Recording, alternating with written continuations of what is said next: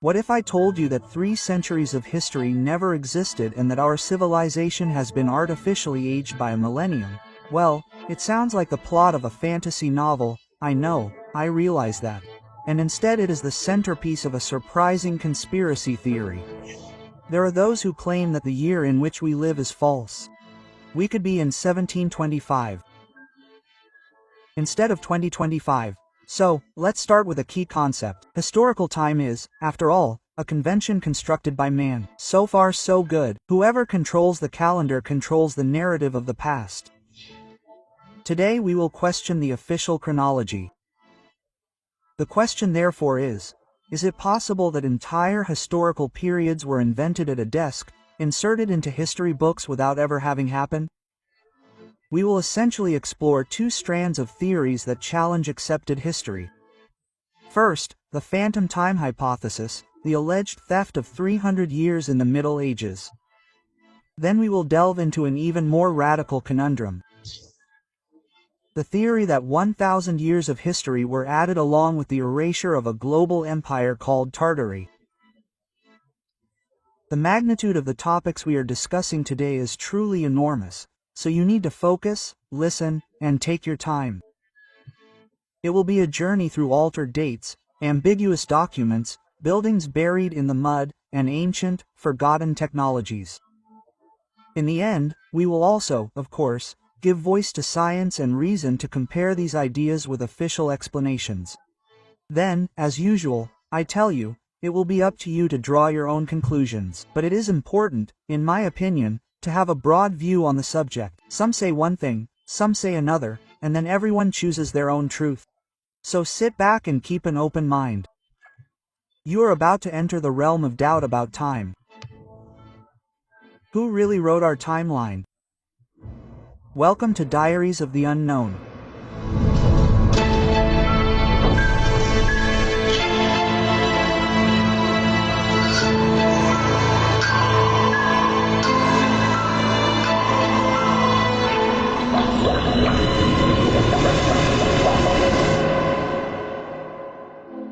Welcome to a new episode of Diaries of the Unknown. I apologize for taking a week off, but I was sick. I just couldn't record.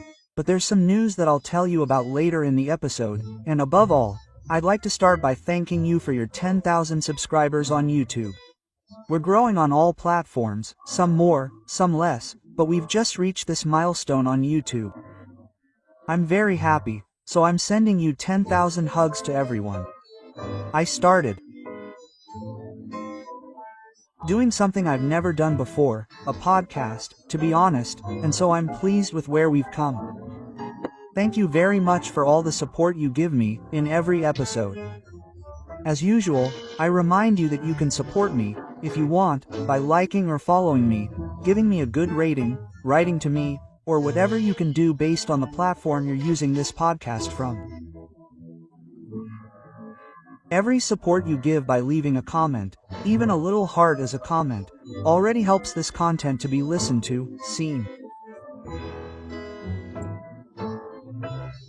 Okay, thank you all again for your support, but now let's get into the topic of this episode, which is very broad and complex, so sit back and focus. Let's get started. In the 1980s, the German historian Harry Bert Illig, and pay attention here, let's add a footnote right away. I'll say several names in this video, podcast, whatever. Many of them will probably be wrong, okay? I tried to figure out how to pronounce them, but I don't remember.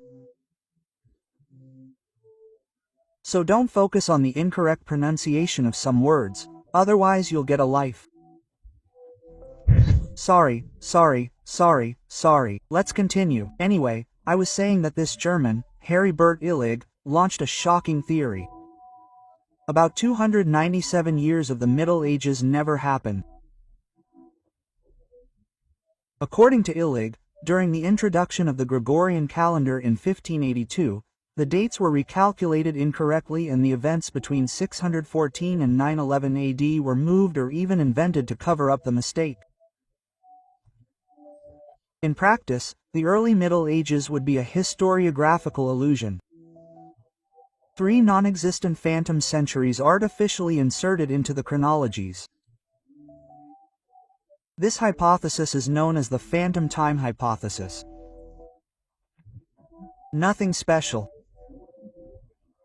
Illig claims that there was a high-level conspiracy to reach these non-existent centuries and make us believe that we were living about 300 years ahead, let's put it that way. But who would have orchestrated such a hoax because they would have done so? Illig's first and most famous proof concerns the calendar. Let's take a step back. In 1582, Pope Gregory VI to be precise, reformed the calendar because the civil year no longer corresponded to the solar year. In order to realign the spring equinox, 10 days were eliminated from the calendar, so Thursday, October 4th, 1582 was followed by Friday, October 15th, 1582, therefore from October 4th to October 15th. Why 10 days? Because calculating the delay accumulated by the old Julian calendar that was in effect from 45 BC, the papal astronomers estimated an error of about 10 days in 1600 years, so it accumulates, and accumulates for a total of 10 days in 1600 years. But be careful because Illig points out an anomaly. 10 days of slippage accumulate in about 1257 years and not in 1600 years. So, he points out as if there had been some sort of calculation error, precisely. So not in 16 centuries, but in 1257 years, in 1627 years, therefore from 45 BC to 1582 AD. The advance should have been 13 days instead of 10, and in fact, if all those centuries had really passed, in 1582 we would have had to correct the calendar by 13 days instead of 10. This discrepancy of 3 missing days, Illig always claims, corresponds to about 300 phantom years. So, I'll try to clarify this for a moment, even if I don't know if I'll actually be able to be any clearer than this.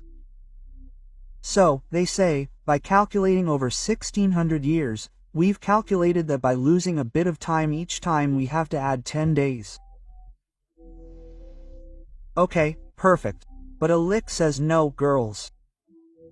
If you add 10 days is the correct addition, but over 1257 years, not 1600 years. Over 1600 years the correct calculation should give 13 days. So if you don't add those 3 extra days, it's as if you would have removed a part from each century, no, and therefore you would have a discrepancy of 300 years. Now I know that many of you may be a bit confused, but take it as it is, okay? Because I can't explain it any better than that. In other words, the Gregorian calendar was rebooted as if only 1250 years had passed since the time of Julius Caesar, while history counted 1570. Okay? Take it that way. Therefore, there would be about 297 extra years in our chronologies. This is where the heart of the hypothesis comes from. The period from 614 to 911 never really existed. This is the theory, but it was inserted into the records afterwards. He summarized it like this. Today we would be in 1700 and something, not in 2000, when he wrote, he did precisely when he formulated this theory. Clearly, since 2013, Illig has been claiming that the real year would have been 1716. Now, all this fuss about dates and other things. But the question is, who would have been interested in a colossal chronological fake? And here Illig's theory continues, pointing the finger at 3 figures from the end of the 10th century. We're talking about Otto II, Holy Roman Emperor, his friend Gerbert Durilac, known as Pope Sylvester II, and perhaps the Byzantine Emperor Constantine VI Porphyrogenitus. What's up? What a name, guys! According to this theory, Otto II, who lived from 980 to 100, was obsessed with the idea of reigning in the year of the Lord 1000, a year charged with millenarian significance, clearly. At the time, however, the calendar only marked the year 600, so when he was alive it marked the year 600. If the official chronology was correct, it clearly marked 600. Otto and the Pope would have therefore sped up history to say, "Oh, I reigned in the year 1000. They therefore added about 300 fictitious years, moving the calendar forward to the year 1000. Period. The story is easy. In practice, one day the population would have gone to sleep in the year 700 and would have woken up without knowing it, clearly in the year 1000.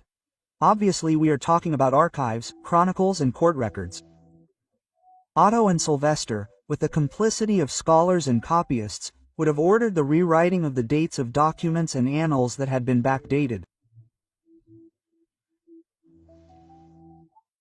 With the probable approval of the East, Constantine VI and Byzantium, the manipulation would have had global reach in the Christian ecumene. But why did it? The answer is prestige and legitimacy. Being emperor and pope in the year 1000 AD gave their reigns a providential aura. Otto II could present himself as the ruler of the millennium, chosen by God on the stroke of the 1000th year from the birth of Christ. An enormous propaganda advantage, clearly. Of course, if you insert 300 non-existent years into the calendar, you also have to fill them with credible events and characters, otherwise someone will say something is wrong. And here comes the most fascinating and, we could say, most controversial part, as if this part of Illig's hypothesis were not controversial enough. Chronicles would have had to be falsified, genealogies of kings, wars and events that never happened invented to fill the gap between 611 and 900, between 614 and 911. Illig and his supporters cite several elements in support of the theory. First of all, they note what they call the documentary obscurity of the early Middle Ages. The MIME and 9th centuries appear to be less well documented than other eras. It is no coincidence that they were called the Dark Ages. There is little original documentation from these centuries. Many chronicles have come down to us in later copies, and according to IG this is because those years never really happened, so in short there was little documentation because they never existed. An alleged scarcity of archaeological remains that can be dated with certainty between 600 and 900 AD is also alleged, with few masonry structures and few finds compared to other eras. Ghost time theorists claim that the Dark Ages are dark because they are simply empty, or that significant archaeological layers are missing simply because there was no real human activity during that period. They also note curious architectural inconsistencies. For example, buildings in Europe in the year 1000 have a style that is Romanesque, in that case very similar to that of the late Roman era, as if the Roman Empire were not so remote in time. Illig argues that this makes sense. If the actual year 1000 Docist was actually 700 Docist, less time would have passed since the fall of Rome, explaining why in the year 1000 they were still building in the Roman style, because after all it was yesterday. That's the gist. The most blatant example of forgery, according to Illig, however, would be Charlemagne. Yes, you heard right. The famous emperor who founded the Carolingian Empire would never have existed in Illig's account. He would be a mythological figure created by court chroniclers. Charlemagne, with all his exploits, his coronation in 800, the Saxon Wars, and the Carolingian cultural renaissance, served to fill the void and legitimize the new idea of empire desired by Otto II. In practice, Otto invented a glorious predecessor in 1000, Charles, to give prestige and continuity to his kingdom. Okay? He rightly wanted a noble dynasty, a worthy predecessor. So, the Carolingian dynasty would therefore be a historical fiction, a filler. Willing points out that some biographies of Charlemagne, such as Einhard's Carolingian life, seem to echo the deeds of a certain King David from the Bible or of Roman emperors, as if they were built more on literary models than on direct sources. Willing, in short, paints the following scene. Around 614 the calendar was manipulated to become the year 914, therefore 300 years longer. Historians in the pay of Otto II, rewrote parchments, documents, brought forward dates and created events to fill those 3 additional centuries. The few conflicting testimonies were lost or ignored. So, when the fictitious year 1000 was reached, everyone really thought that 10 centuries had passed since the birth of Christ, while in reality about 7 had passed. This theory, I must also say, is clearly rejected by almost all historians, although it remains fascinating, and as with Chronicles of the Unknown, nothing is ruled out regardless, okay?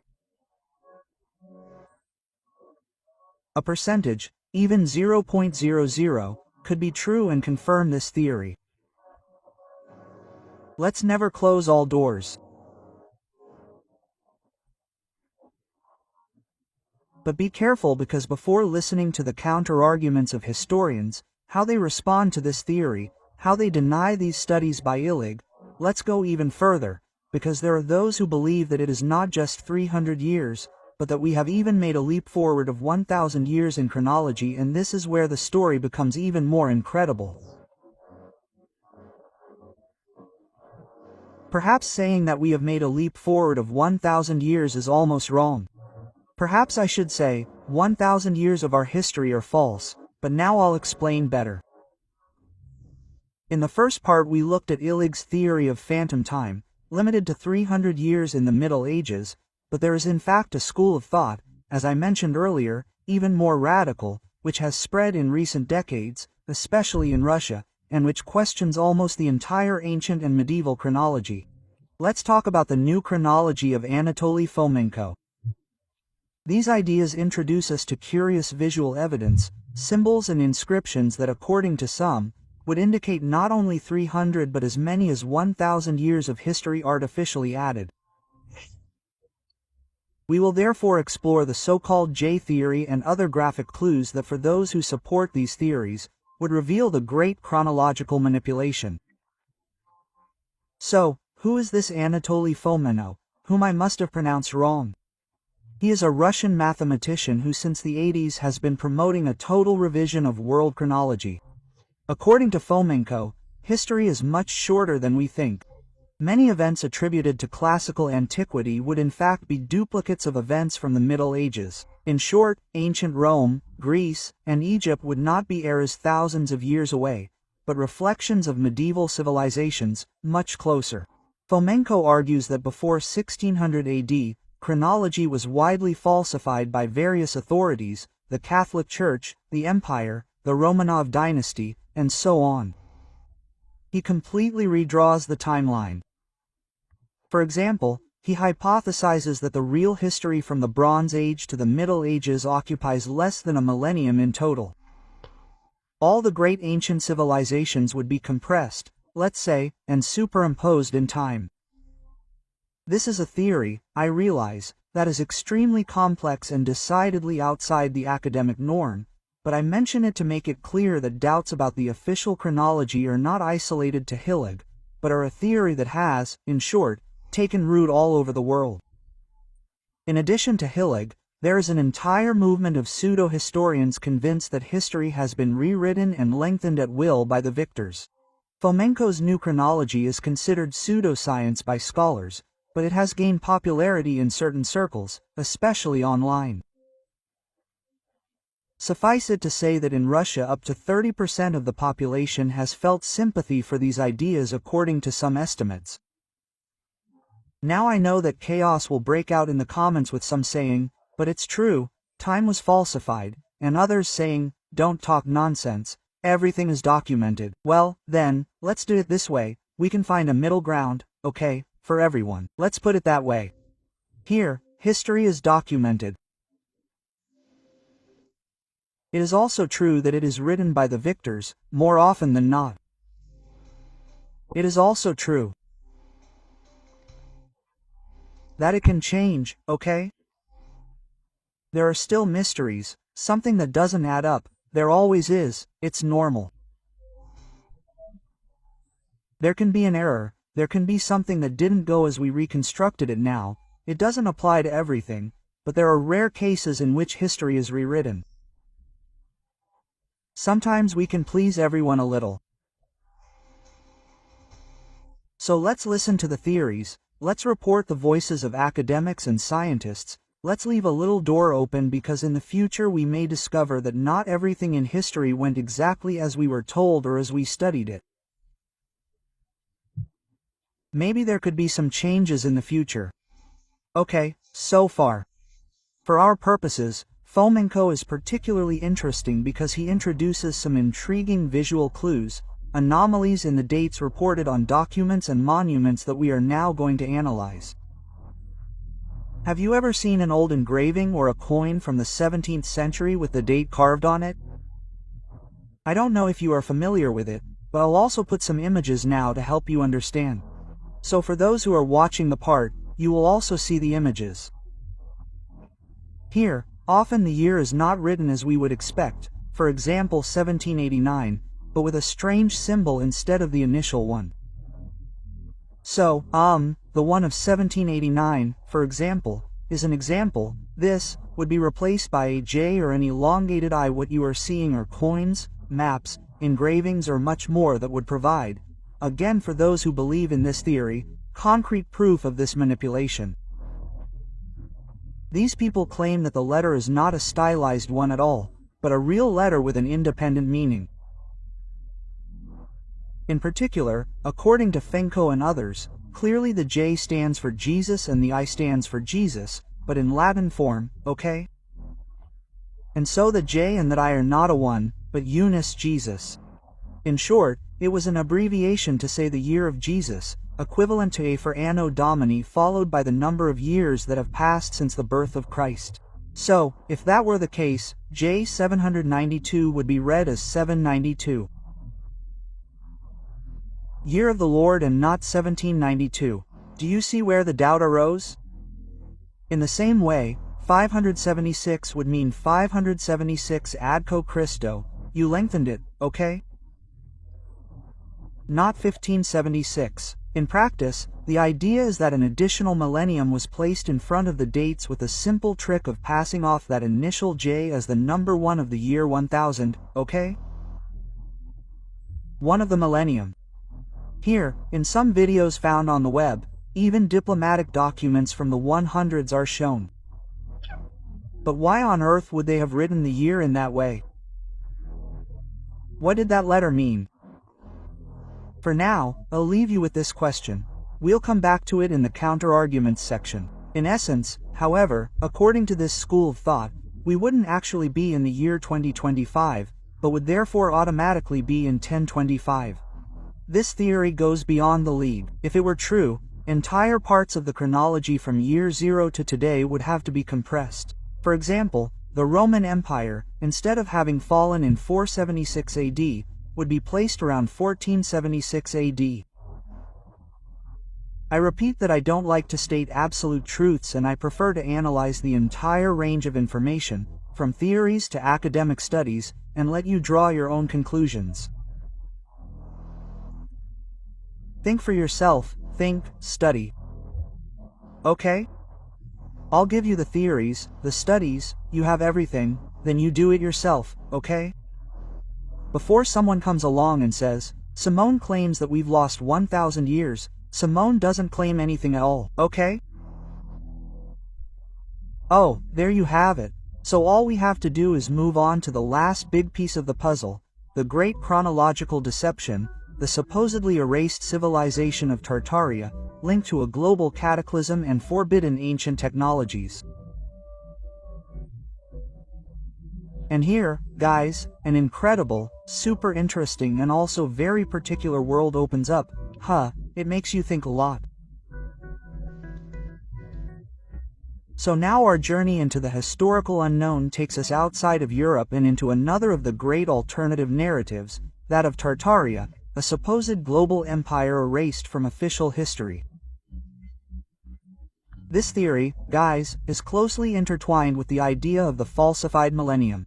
I know that many of you will have been wondering this since the beginning of the episode, but an entire millennium had really been added and the chronology had been rewritten, what would they have tried to hide? Why did they want to erase these 1,000 years? What did they want to hide? And here we come to this fateful answer that I think many of you have been waiting for. According to those who support this view, the goal was to erase the memory of an advanced world civilization that existed until the mid-1800s, only to be struck by a great cataclysm and gradually removed from history books. In recent years, especially online, more and more people have begun to take an interest in this topic, giving rise to a real narrative of Tartaria. Let's see what it's all about. Tartaria is indeed present on ancient maps up until the 10th century and indicated vast areas of northern Asia, but according to some theories, much more is hidden behind that name. We are talking about an advanced empire, a peaceful and technological empire that was erased from collective memory after a catastrophic event that occurred in the 80s. There is talk of impossible architecture, cities buried in mud and ancient technologies capable of producing energy and even healing, an entire world that disappeared, but perhaps not completely. And pay attention because this is all about Tartaria, okay?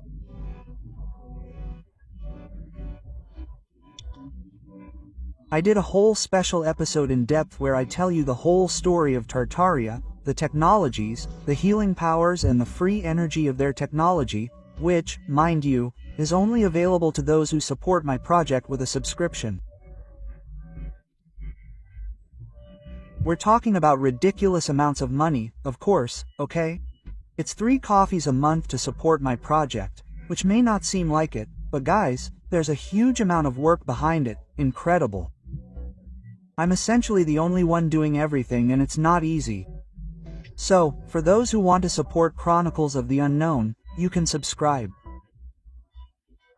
I'm obviously talking about YouTube now, so for those who follow me elsewhere, this option isn't available, but for those who subscribe on YouTube for a ridiculous price, you can actually access this special episode and many others because additional special episodes will often be released for them, in addition to many other bonuses, for example live broadcasts where you can talk to me, interact, ask questions. In short, you can go and see all the details here in the subscribe button below. So, with this aside, I'll see you subscribers in the next episode after Tartaria, but now let's continue because we need to talk about counter-arguments, okay? Because if someone really did rewrite our past, discovering what they took from us could change the way we look at the present. And in my opinion, the in-depth analysis of Tartaria helps you understand a concept. What they took from us justifies why they took it from us according to those who believe in this theory. Okay? But now we also need to get our feet back on the ground for a moment.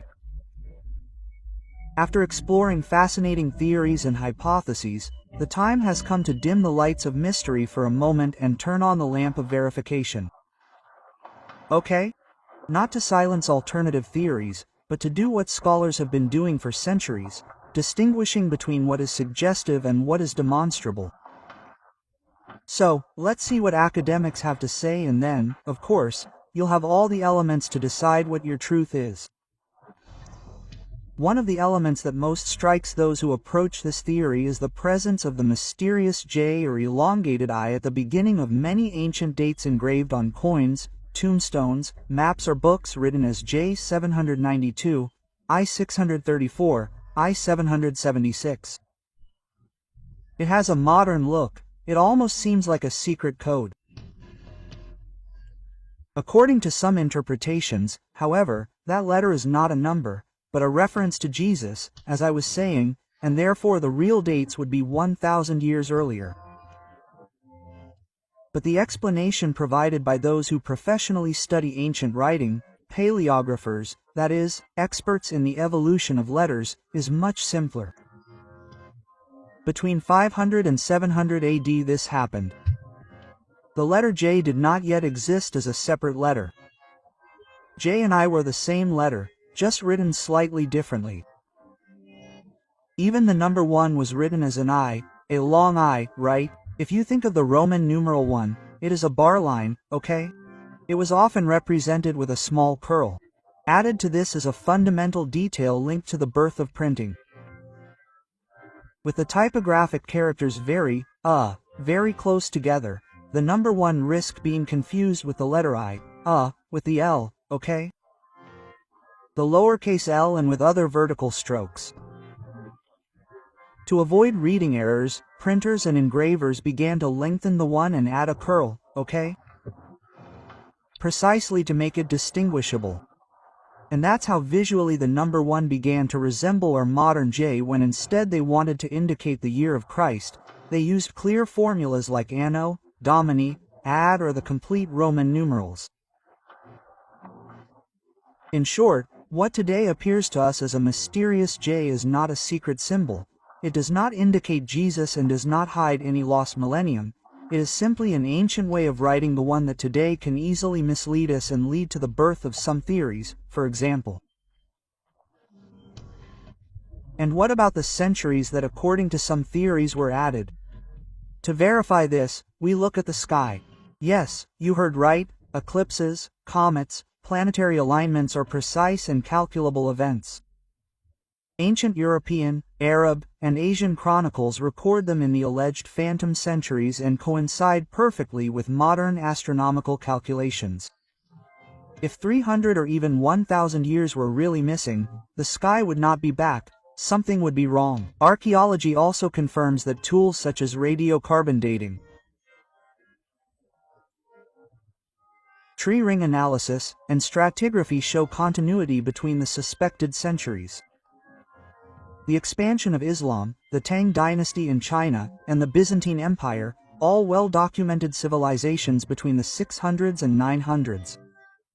The idea that they had coordinated a colossal global forgery therefore seems implausible to academics.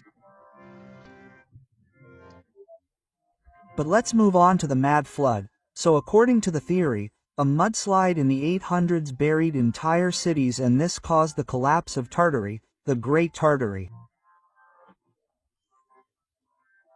But according to geologists and urban planners, the phenomenon of windows at sidewalk level that I discussed in the special can be explained by the progressive elevation of roads, seas, asphalt, sewers, fires, and reconstructions. So, in many European cities, but also American ones, such as Seattle, we do find underground floors, but they are the result of documented work and not of global catastrophes. This does not change the fact that the 1800s were truly a very difficult century, marked in many parts of the world by natural disasters, epidemics, famines, and social crises. However, there is no evidence of a single global event like the Mad Flood, but rather a summation of local disasters, often linked to each other by climate, poverty, and rapid urbanization. As for the ancient technology of Tartaria, the domes and bell towers are interpreted as collectors of etheric energy, but modern physics has found no evidence of this. They were aesthetic, symbolic, or acoustic structures, okay? Atmospheric electricity was indeed studied by Franklin and Tesla, but never transformed into functioning networks like those hypothesized by the Tartaria theory. If free energy technologies had existed, we would have expected to find prototypes, designs, or material residues. So far, however, none have emerged. These are, I repeat, the explanations given by academics, but I repeat, this does not mean that they are absolute truths, but simply the most probable, those that have been confirmed by evidence.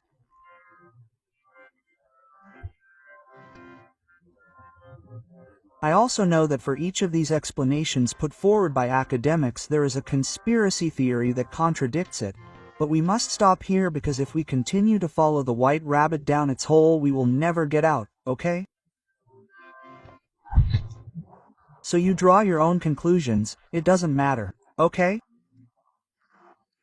Well, as I was saying, we have reached the end of this journey through missing years, empires and stories that insinuate themselves into the cracks of official history. Who is right? But we are still there. That is not the real question. Okay, maybe what really matters is the desire that drives us to search, to not stop at the first version, to look at a detail and ask ourselves, what if it had gone that way? What if this had happened, to stay curious. That's the real message I want to send you, because history, with a capital H, is not a closed book. It's a puzzle in continuous transformation, and each of us with our own eyes can find a missing piece.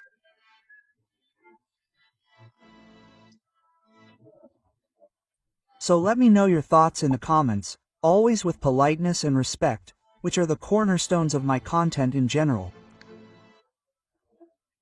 I don't mean this channel, I mean my content on all the social media where I am present. In my comments I would like there to be respect, politeness, freedom of expression while respecting others. Having said that, I really thank you so much for taking this journey with me. I hope you enjoyed it, I hope it intrigued you. But I invite you once again to subscribe and leave a like or follow me, a rating based on the platform on which you are using this podcast. See you in the special episode with all the subscribers, whom I will personally thank. We will also see each other in the live broadcasts that I will start doing, exclusive for subscribers only. For everyone else, see you next week with new content, a new podcast, and you have no idea what awaits you.